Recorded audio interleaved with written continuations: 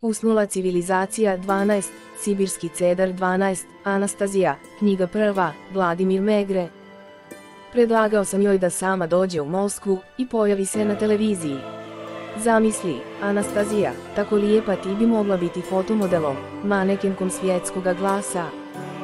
Anastazija se glasno nasmijala i, kao dijete, počela praviti ludorije, kretati se čistinom poput manekenke na podiju. Postalo mi je smiješno kako ona oponaša manekenku, nogu po nogu u hodu, i pokazuje zamišljenu haljinu. Zapljeskao sam i, postavši sam sudionikom igre, oglasio: poštovana publiko, pred vama će sad nastupiti najbolji solista estrade danas i izvest će svoja najbolja dijela. Molim. O, kako li sam samo pogriješio ne povjerovavši u njezine sposobnosti. A kasnije se desilo nešto takvo. Stala je pjevati glasom Ale Pugačove. Ne, ona nije parodirala veliku pjevačicu, nije oponašala njezin glas, nego je zaista pjevala, izražavajući slobodno ne samo glas, melodiju, nego i osjećaje. Ona je izvela redom moje najdraže pjesme, snimljene na videokasetu. A sada, vrlo poštovane dame, gospodo i drugovi, jedinstvena, izuzetna točka sjajne svjetske dreserke. Najvještije, hrabre, čarobnice i sposobne pripitomiti svakakve zvijeri. Gledajte i uživajte. Anastazija je čak kliknula od oduševljenja, poskočila i zapljeskala ritmično dlanovima, nešto uzviknula, zazviždala. Na čistini se počelo dešavati nešto nezamislivo. Prva se pojavila lisica, ona je iskočila iz drmlja i zaustavila se uz obrub čistine, okrećući se oko sebe izrazom neshvaćanja. Na najudaljenijem drveću, preskačući s grane na granu, trčkarale su vjeverice. Dva orla su nisko letjela, u grmlju su šuškale nekakve životinjice. Zaorio se je tresak suhih grana razmičući pritišćući težinom drmlje, na čistinu je istrčao veliki medvjed. Zaustavio se, kao ukopan, pokraj Anastazije.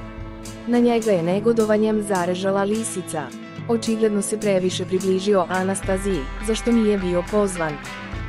Anastazija je uhvatila medvjeda za šaku, počela se sagibati povlačeći za sobom medvjeda, tvorići utisak kao da ga ona prebacuje preko sebe. Ova majstorija ne bi bila moguća kad je medvjed ne bi činio sama, a Anastazija ga je samo vodila. Lisica je sve više i više postajala nemirna, ona sad nije stajala na mjestu, nego je trčkarala s jedne strane na drugu, nezadovoljno režući ili ričući. Na kraju čistine javilo se još nekoliko vukova. U šuštanju šume uokolo nas nije bilo prijetnje, nego uzbuđenje. Uzbuđenje se osjećalo u velikih i malih zvijeri, što su skakale, trčale i skrivale se. Anastazija bi činila tako da je uzbuđenje popuštalo. Najprije bi pomilovala lisicu, potapšala je po zatiku i udarivši je kao psa, poslala da ode. Medvjed je ležao na boku, smjestivši se nespretno. Zacijelo je očekivao da će još biti potreban.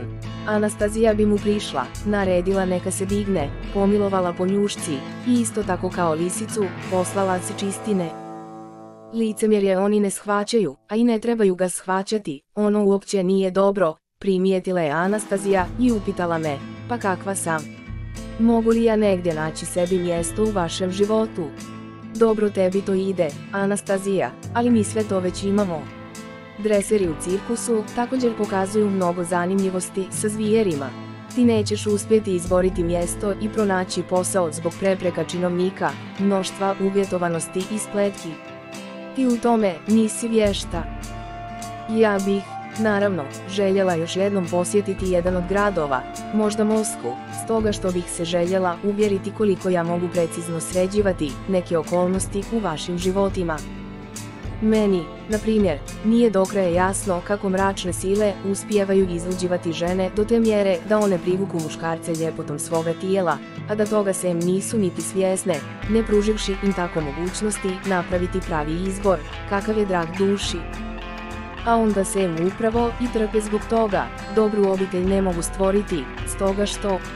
Pa smo opet započeli zadivljujuće razgovore o seksu, obitelji, odgoju djece, što je trebalo shvatiti. Najnevjerojatnije bilo je to što je Anastazija bila sposobna opisati našu stvarnost, poznavati je savršeno i detaljno.